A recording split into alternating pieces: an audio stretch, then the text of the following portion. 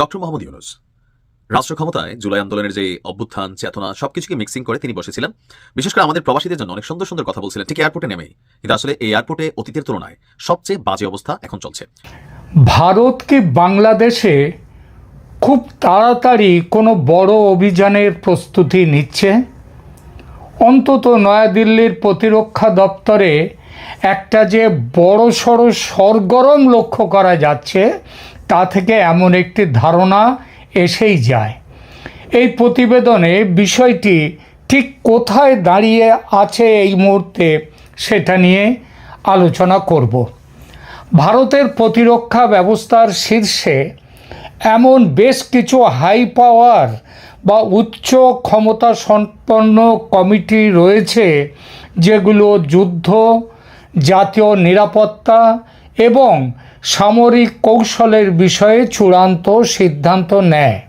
এদের মধ্যে খুবই উল্লেখযোগ্য হল ক্যাবিনেট কমিটি অন সিকিউরিটি, সংক্ষেপে যার নাম CCS।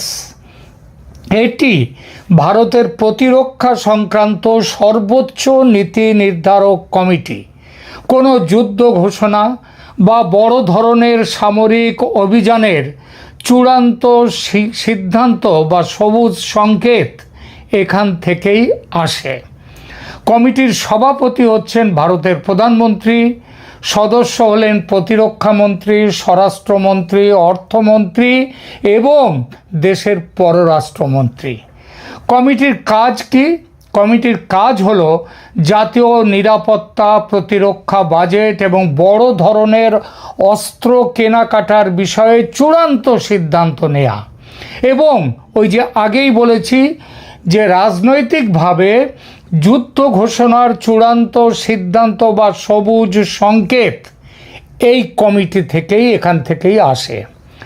এছাড়া আছে ডিফেন্স প্ল্যানিং কমিটি। 2018 সালে গঠিত এই কমিটি ভারতের দীর্ঘমেয়াদী প্রতিরক্ষা কৌশল এবং যুদ্ধকালীন প্রস্তুতির জন্য অত্যন্ত গুরুত্বপূর্ণ। সভাপতি আছেন এই যে কমিটির সভাপতিকে জাতীয় নিরাপত্তা উপদেষ্টা মানে ন্যাশনাল সিকিউরিটি অ্যাডভাইজার, বর্তমানে অজিত ডোভাল যে পদে আছেন।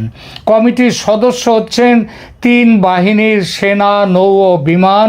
এই 3 বাহিনীর প্রধান থাকবেন, চিফ অফ ডিফেন্স স্টাফ থাকবেন এবং পররাষ্ট্র, প্রতিরক্ষা ও ব্যয় বা এক্সপেন্ডিচার বিভাগের যারা সচিব সেই সচিবরাও থাকবেন। এদের কাজটা কি? এদের কাজ হচ্ছে জাতীয় নিরাপত্তা কৌশল তৈরি করা এবং সামরিক সক্ষমতা বাড়ানোর পরিকল্পনা করা। এছাড়া আছে চিফস অফ স্টাফ কমিটি, যার সংক্ষিপ্ত নাম হচ্ছে COSC। এটা 3 বাহিনীর মধ্যে, নাম শুনলেই বোঝা যায় চিফস অফ স্টাফ কমিটি, মানে 3 বাহিনীর মধ্যে সমন্বয় সাধনের প্রধান সামরিক প্ল্যাটফর্ম। এই যে কমিটি, এর নেতৃত্বে আছেন চিফ অফ ডিফেন্স স্টাফ। এই কমিটির স্থায়ী চেয়ারম্যান হিসেবে তিনি কাজ করেন, যে পদে এখন আছেন জেনারেল অনিল চৌহান। এছাড়া এই পদের সদস্য বাকি 3 সদস্য হলেন সেনাবাহিনী, নৌবাহিনী এবং বিমান বাহিনীর প্রধানরা। এদের কাজ হচ্ছে এই কমিটির যুদ্ধকালীন পরিস্থিতি, মানে যুদ্ধ বাঁধছে অথবা বেঁধে গেছে, এই রকম পরিস্থিতিতে 3 বাহিনীর মধ্যে নিখুঁত সমন্বয় বজায় রাখা এবং সরকারকে সামরিক পরামর্শ দেওয়া হচ্ছে এই কমিটির কাজ। এছাড়া আরও কমিটি আছে, যেমন ন্যাশনাল সিকিউরিটি কাউন্সিল আছে।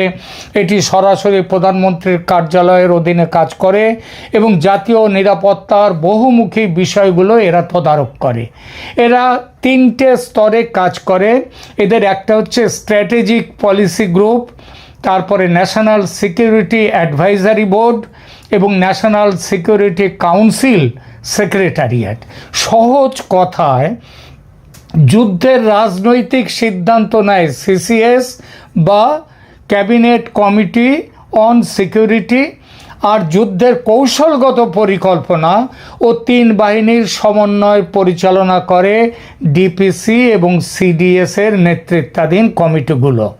সিসিএস থেকে চূড়ান্ত সবুজ সংকেত মিললে যুদ্ধের কৌশলগত পরিকল্পনা করে ডিপিসি মানে ডিফেন্স প্ল্যানিং কমিটি এবং সিদ্ধান্ত কার্যকর করে চিফস অফ স্টাফ কমিটি বা সিওএসসি। এর অর্থ এটা নয় যে সিসিএস বা ক্যাবিনেট কমিটি অন সিকিউরিটি সবুজ সংকেত দিলে তবে অন্য বিভাগগুলো সচল হবে, তা নয়।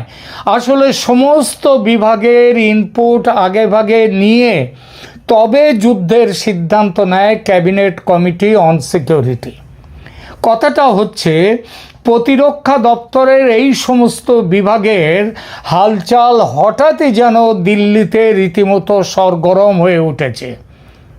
ক্যাবিনেট কমিটি অন সিকিউরিটির মিটিং এখনও যদি নাও হয়ে থাকে, যদিও খবর আছে যে কোনো দিন হতে পারে কিংবা হয়ে গেছে ইতিমধ্যে, বলা বাহুল্য ঢাকঢোল পিটিয়ে এসব বৈঠক হয় না, হয় একান্ত সঙ্গোপনে। বৈঠকের খবর বাইরে আসতে বেশ কয়েকদিন লেগে যায়, সেটা পরবর্তীকালে দেখা যায়। যেমন ধরুন না কেন, এই যে সিসিএস মানে ক্যাবিনেট কমিটি অন সিকিউরিটির শেষ বৈঠক হয়েছিল 23শে এপ্রিল 2025-এ। এটা অন্তত যেটা পরিষ্কারভাবে এখনও খাতায় কলমে যেটা বলা হচ্ছে। জম্মু ও কাশ্মীরের, আপনাদের হয়তো মনে আছে, জম্মু ও কাশ্মীরের পহেলগাঁও জেলায় পর্যটকদের ওপর হওয়া ভয়াবহ জঙ্গি হামলার পরিপ্রেক্ষিতে প্রধানমন্ত্রী নরেন্দ্র মোদী এই বৈঠক ডাকেন, জরুরি বৈঠক। বৈঠকে জাতীয় নিরাপত্তা পরিস্থিতি পর্যালোচনা করা হয় এবং পরবর্তী পদক্ষেপ অর্থাৎ পাকিস্তানের সন্ত্রাসী ঘাঁটিতে হামলা করার সবুজ সংকেত দেওয়া হয় বা সিদ্ধান্ত নেওয়া হয়। যে সিদ্ধান্ত অনুযায়ী 7 মে তারিখে পাকিস্তানের ঘর মে ঘুসকে হামলা চালায় ভারত। বৈঠকের খবর আগেভাগে প্রকাশ হলে পাকিস্তানে অতর্কিতে হানা দেয়া যেত না। খবরে প্রকাশ 7 মে রাতে ভারতের মিসাইল যখন পাকিস্তানে হামলা চালায় তখন প্রধানমন্ত্রী শাহবাজ শরীফ সুইমিং পুলে সাঁতার কাটছিলেন। তার যে সেনাপতি আসিম মুনির তিনি তাকে খবরটা দেন যে ভারত আক্রমণ করেছে। তারও আগে ক্যাবিনেট কমিটি অন সিকিউরিটির বৈঠক হয়েছিল, মানে এই যে বললাম 23শে এপ্রিল একটা বৈঠক হয়েছিল গত বছর 2025-এ। তার আগের সিকিউরিটি কমিটির এই যে বৈঠকটা হয়েছিল এটা 5 আগস্ট 2024-এ। দিনটা নিশ্চয়ই মনে আছে আপনাদের। বাংলাদেশের তৎকালীন পরিস্থিতি, শেখ হাসিনার দেশত্যাগ এবং তার পরিপ্রেক্ষিতে হয় এই বৈঠকটি। সেই বৈঠকের ঘটনা বুঝিয়ে দেয় যে বৈঠকটি হয়েছিল, এই ব্যাপারটা বুঝিয়ে দেয় বাংলাদেশের সামরিক হস্তক্ষেপের কথা সেদিনও ভারতের নীতি নির্ধারকদের ভাবনায় ছিল। না হলে এই বৈঠক হতো না। কিন্তু বৈঠকে সবুজ সংকেত আক্রমণের দেওয়া হয়নি। সেদিন সিদ্ধান্ত নেওয়া হয়েছিল ওয়েট অ্যান্ড ওয়াচের। সেই ওয়েট অ্যান্ড ওয়াচ গত 16-17 মাস ধরে মোটামুটি চালিয়ে যাচ্ছিল ভারত, টুকটাক কিছু অর্থনৈতিক ব্যবস্থা নেওয়া ছাড়া।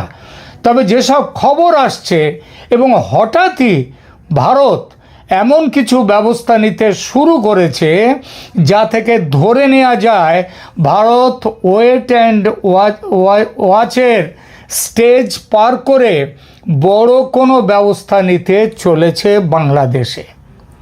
এসব ব্যবস্থা একমাত্র যুদ্ধকালীন বা আসন্ন যুদ্ধের পটভূমিকায় নেওয়া হয়ে থাকে। বাংলাদেশের ভারতীয় দূতাবাসগুলো থেকে কর্মচারীদের পরিবারবর্গকে দেশে ফিরিয়ে আনা, দূতাবাসে ব্যাপক কর্মী সংকোচন করে দেয়া, আক্ষরিক অর্থে স্কেলিটন সার্ভিস চালু রাখা যুদ্ধকালীন কূটনৈতিক সংকটের স্পষ্ট ইঙ্গিত দেয়। এছাড়া রামপাল বিদ্যুৎ কেন্দ্র থেকে একেবারে চুপি সারে ভারত তার প্রকৌশলীদের নজন প্রকৌশলীকে যে দেশে ফিরিয়ে নিয়ে এসছে, যার জন্য রামপাল বিদ্যুৎ কারখানা এখন বন্ধ হয়ে যাচ্ছে। তো এর ফলে মনে রাখতে হবে যে একটা যুদ্ধকালীন কূটনৈতিক সংকটের স্পষ্ট ইঙ্গিত পাওয়া যাচ্ছে।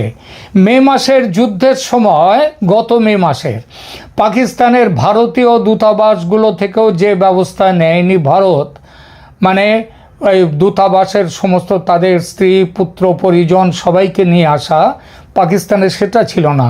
পাকিস্তানের স্ত্রীরা থাকতে পারতেন তাদের সাথে, পরিবার স্বামীর সাথে পাকিস্তান দূতাবাসের, কিন্তু ভারত বাংলাদেশে তা নিয়েছে, এখানে স্ত্রীও থাকতে পারবে না, পরিবারের কেউ থাকতে পারবে না। ইঙ্গিতটা বুঝতে আশা করি অসুবিধে হওয়ার কথা নয়। চিফস অফ স্টাফ কমিটি এর বৈঠকগুলো সাধারণত গোপনীয় সামরিক পরিবেশে অনুষ্ঠিত হয় এবং এর কোনো নির্দিষ্ট তারিখ জনসমক্ষে সবসময় প্রকাশ করা হয় না।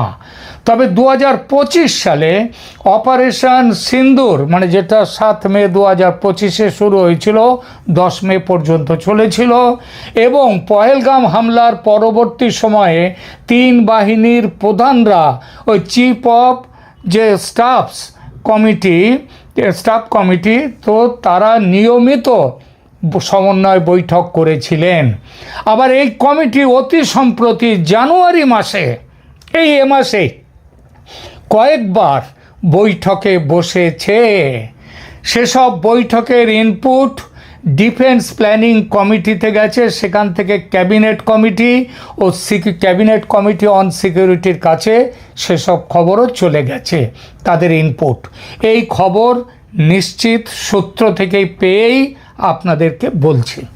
এই বৈঠকগুলোর মূল উদ্দেশ্য ছিল যেটা, দেশের অভ্যন্তরীণ ও সীমান্ত নিরাপত্তা রক্ষা করা, আধুনিক যুদ্ধাস্ত্র কেনা এবং প্রতিবেশী দেশগুলোর রাজনৈতিক অস্থিরতার প্রভাব থেকে ভারতকে সুরক্ষিত রাখতে কী ধরনের ব্যবস্থা নেওয়া উচিত সেই বিষয়ে আলোচনা করে একটি জায়গায় পৌঁছানো। যদিও এখনও কোনো আনুষ্ঠানিক সিসিএস মিটিং জানুয়ারি গতকাল পর্যন্ত ঘোষণা করা হয়নি, তবে এই ইস্যুটির গুরুত্ব এবং জরুরি পরিস্থিতি যেটা এখন উঠে এসেছে সেটা ইঙ্গিত দেয় যে এটি সর্বোচ্চ নীতি নির্ধারণের যে স্তর, অর্থাৎ ক্যাবিনেট কমিটি অন সিকিউরিটি, সেখানে বিস্তারিত বিবেচনার জন্য অপেক্ষা করছে টেবিলে। বাংলাদেশের সাথে ভারতের সম্পর্ক একটি গুরুতর সংকটের মুখোমুখি হয়েছে, যা ভারতীয় জাতীয় নিরাপত্তার জন্য সরাসরি প্রভাব ফেলছে।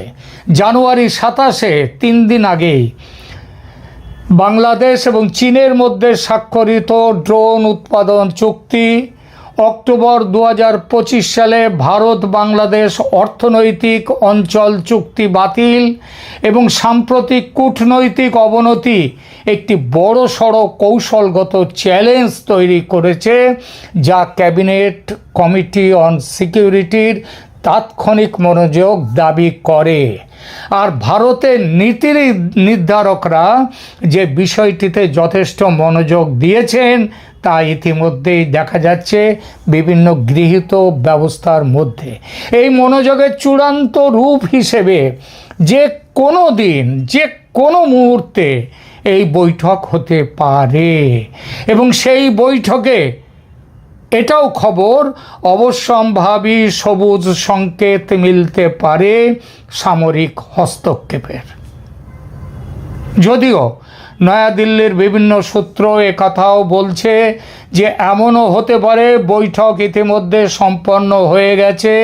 সম্পন্ন হয়েছে, সিদ্ধান্ত নেওয়া হয়ে গেছে, কেবল সিদ্ধান্ত বাস্তবায়নের অপেক্ষা চলছে কেবল। মনে রাখবেন, গত বছরের 7 মে তারিখে রাতে পাকিস্তানের বিরুদ্ধে ভারত যে সামরিক অভিযান চালায়, সিসিএস বৈঠকে তার সিদ্ধান্ত নেওয়া হয়েছিল 23 এপ্রিল, অর্থাৎ 14 দিন আগে। বাংলাদেশের ক্ষেত্রে সিদ্ধান্ত নেওয়া খুব সম্ভবত হয়ে গেছে, এবং সেটা হয়ে থাকলে তার বাস্তবায়ন হতে সময় লাগবে, সেটাই স্বাভাবিক। সে সময়টা এমনও হতে পারে যে বাংলাদেশের নির্বাচনের পরিস্থিতির উপরে নজর, এবং তার উপরে নির্ভর করছে ভারত কবে অপারেশন চালাবে। অপারেশন সিন্দুর যখন শুরু করেছিল ভারত, পাকিস্তানের প্রধানমন্ত্রী শাহবাজ শরীফ সাঁতার কাটছিলেন সুইমিং পুলে। তার সেনাপতি আসিম মুনির তাকে জানান যে ভারত আক্রমণ করেছে। বাংলাদেশে যখন অপারেশন শুরু হবে, তখন প্রধান উপদেষ্টা মোহাম্মদ ইউনূস কোথায় থাকবেন? সুইমিং পুলে নিশ্চয়ই নয়, কারণ এই বয়সে তিনি সুইমিং পুলে তখন সাঁতার কাটবেন না বলেই মনে করা যায়। তাহলে কি তখন তিনি জরুরি মিটিংয়ে ব্যস্ত থাকবেন লামিয়া মোরশেদের সঙ্গে, কিংবা অন্য কারো সঙ্গে? এই প্রশ্নের উত্তর খুঁজতে আর একটু অপেক্ষা করতে হবে আমাদের। সালামু আলাইকুম। ডক্টর মোহাম্মদ ইউনূস রাষ্ট্র ক্ষমতায় জুলাই আন্দোলনের যে অভ্যুত্থান, চেতনা সবকিছুকে মিক্সিং করে তিনি বসেছিলেন। বিশেষ করে আমাদের প্রবাসীদের জন্য অনেক সুন্দর সুন্দর কথা বলছিলেন ঠিক এয়ারপোর্টে নেমেই। কিন্তু আসলে এই এয়ারপোর্টে অতীতের তুলনায় সবচেয়ে বাজে অবস্থা এখন চলছে। ট্রলি সংকট, আমি জানি না রাষ্ট্রের কতটা টাকা সংকট যে প্রবাসীর একটা ট্রলির জন্য, আমি গত 6 মাসে 2বার দেশে গেছি, যেখানে বেল্ট থাকে, মানে আমাদের বিমানের লাগেজগুলো নামে, এখান থেকে ট্রলি আনতে ভাই ওই মাথায় দৌড়ে যেতে হয়। মানে এক ধরনের যুদ্ধ চলে। কেন এখন পর্যন্ত এটারই সমাধান হলো না? এটা ডক্টর ইউনূস সরকারের কাছে প্রশ্ন রেখে শুরু করছি যে অনেক তো দিলেন, পাকিস্তানকেও অনেক কিছু আপনি দিয়ে গেছেন। এই সরকার ইতিহাস পাকিস্তান মনে রাখবে। শেখ হাসিনা বলতো যে ভারতকে যা দিছি ভারত মনে রাখবে। তো ডক্টর ইউনূসের এই সরকার তারাও পাকিস্তানকে যা দিছে পাকিস্তান মনে রাখবে। আর এতে ভারতের শিশুসুলভ অভিমান আছে। যদিও ভারতের সাথে শেখ হাসিনা সরকারের করা শুধুমাত্র একটা প্রকল্প বড় ধরনের, বাকিগুলো আসলে ওরকম জানি না, হতেও পারে। তো ওই যে আমাদের যে ডিফেন্স জোন হচ্ছে, ভারতের জন্য যে একটা জায়গা বরাদ্দ ছিল, সেই জায়গাতে ডিফেন্স জোনের প্রকল্পটা ছাড়া অন্য তেমন কোনো কিছু বন্ধ করেন নাই, ভারতের সাথে সম্পর্ক রাখছেন। তবে বন্ধ হয়ে যাওয়া দরজা পাকিস্তান, ব্যবসা বাণিজ্য, কূটনীতি, তারপর সেই দেশের সেনা প্রধান, বিমান প্রধান, এই প্রধান, বাংলাদেশে যাতায়াত, তারপর হচ্ছে বন্দর থেকে তাদের এখানে জাহাজ চলাফেরার যে অনুমতি বা চুক্তিগুলা, দিন শেষে এটা যে খারাপ সিদ্ধান্ত আমি বলছি না, আমারও খুব ইচ্ছা আছে পাকিস্তান একবার সফর করার। কারণ যেই পাকিস্তান নিয়ে আমরা ছোটবেলা থেকে এত কিছু শুনছি, গেলাম, সমস্যা কি? তাদের দেশের কালচার দেখলাম। ভারতে যাওয়া হয়েছে, হয়তো আবার যাওয়া হবে, কিন্তু পাকিস্তান কখনো যাওয়া হয় নাই। তা আমার জন্য এরকম একটা সুযোগ তৈরি করে দিয়ে গিয়েছেন জনাব ডক্টর ইউনূস। দর্শক, প্রায় 1 যুগেরও বেশি সময় পরে বাংলাদেশের রাজধানী ঢাকা এবং পাকিস্তানের করাচি শহরের মধ্যে সরাসরি উড়োজাহাজ চলাচল শুরু করেছে গতকাল থেকে। বিমান বাংলাদেশ এয়ারলাইন্সের একটি যাত্রীবাহী ফ্লাইট ঢাকার স্থানীয় সময় রাত 8টায় ছেড়ে গিয়েছে। করাচির স্থানীয় সময় রাত 11টায় পৌঁছাবে। প্রথম ফ্লাইটটি বোয়িং 737 উড়োজাহাজ দিয়ে পরিচালিত হয়েছে। এই ফ্লাইটের জন্য 162 আসনের সমস্ত টিকিট বিক্রি হয়ে গেছে। এর মাধ্যমে বাংলাদেশের যাত্রীদের দীর্ঘদিন পর পাকিস্তানের সাথে সরাসরি বিমান যোগাযোগের সুযোগ তৈরি হলো। এমত অবস্থায় যাত্রীদের সুবিধার্থে বিমান কর্তৃপক্ষ জানিয়েছে ঢাকা করাচি ঢাকা রুটে সপ্তাহে 2টি ফ্লাইট পরিচালিত হবে। প্রতি সপ্তাহে বৃহস্পতিবার এবং শনিবার এই ফ্লাইটগুলো পরিচালিত হবে। আর এটি একটি গুরুত্বপূর্ণ মাইল ফলক হিসাবে দেখা হচ্ছে যে 2012 সালে সর্বশেষ এই রুটে বিমান চলাচল বন্ধ হয়ে যায়। আর এরপর 2024 সালে ডক্টর ইউনূসের এই অন্তর্বর্তী সরকার গঠন হওয়ার পর ঢাকা করাচি রুটে ফ্লাইট চালানোর পরিকল্পনা নেওয়া হয়। তো প্রায় 1 যুগ আমার কাছে মনে হলো যে খারাপ সিদ্ধান্ত, আমার কাছে এটা কোনোভাবে মনে হচ্ছে না। দেখেন, গ্লোবালাইজেশনের যুগ চলতেছে। আমাদের কোনো দেশের সাথে অতিরিক্ত প্রীতি, কোনো দেশের সাথে অতিরিক্ত শত্রুতা, কোনোটাই ভালো না। তবে পাকিস্তানের জন্য রাষ্ট্র হিসেবে অনেকটা পজিটিভ ফিডব্যাক তৈরি হয়েছে যে তারা হয়তো এখানে কি বলা হয়েছে, ব্যবসা বাণিজ্য বিভিন্ন কাজে তাদের দেশের মানুষ আসবে, আমরাও আসবো। তো এখানে প্রোগ্রামে উপস্থিত ছিলেন বেসামরিক বিমান পরিবহন পর্যটন মন্ত্রণালয় বিমান বাংলাদেশ এয়ারলাইন্সের চেয়ারম্যান শেখ বশিরউদ্দিন ভাই, আর বাংলাদেশ নিযুক্ত পাকিস্তানের রাষ্ট্রদূত ইমরান হায়দার বেবি চপ চেয়ারম্যান এয়ার মার্শাল যিনি আছেন ভাইস মার্শাল মোহাম্মদ মোস্তফা। আর 29 জানুয়ারি থেকে আপনার শীতকালীন সূচি অনুযায়ী প্রতি বৃহস্পতি এবং শনিবারে এই ফ্লাইট হবে। আপনারা যারা আছেন চাইতে পারেন, আমার যাওয়ার প্ল্যান আছে। তবে ডক্টর ইউনুস পাকিস্তানকে যা দিয়ে গেছে, পাকিস্তান ডক্টর ইউনুসকে মনে রাখবে। ভালো থাকুন, আসসালামু আলাইকুম।